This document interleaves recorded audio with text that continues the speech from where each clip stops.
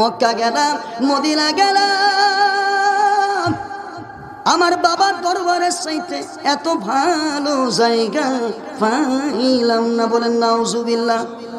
আরো জোরে কন্যা। মক্কা গেছে, মদিনা গেছে, ওনার বাবার দরবারের চাইতে ভালো জায়গা পায় নাই। মানে মক্কা মদিনার চাইতে ওনার বাবার দরবার ভালো হয়ে গেছে। নাউজুবিল্লাহ বললেন না।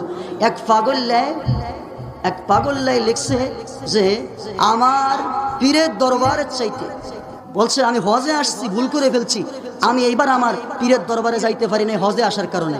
যদি হজে না আসতাম তাহলে আমি আমার পীরের দরবারে মাহফিলের সময় যেতে পারতাম। নাউজুবিল্লাহ বললেন না মিয়া। এটাই কোনো মুমিনের কথা হতে পারে? সবচেয়ে দামি জায়গা গেছে, ওটা ওনার ভালো লাগতেছে না। উনি বলতেছে আমি মিস করলাম হজে আসার কারণে, আমি আমার বাবার দরবারে থাকতে পারলাম না।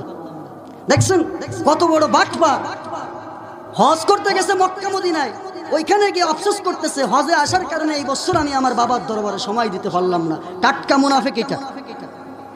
ওর তো শুকরিয়া আদায় করার দরকার ছিল। জীবনে আল্লাহর নবীর রওজা মুবারকে, আল্লাহর এই নবীর দেশে, এই আরব দেশে মক্কা মদিনায়, এই মক্কা মদিনার খানায় কাবা দেখতে পারি না, একবার আসতে পারছি, এটাই আমার জন্য দুনিয়ার জমিনে সবচেয়ে দামি জায়গা। জোরে বলেন ঠিক কিনা?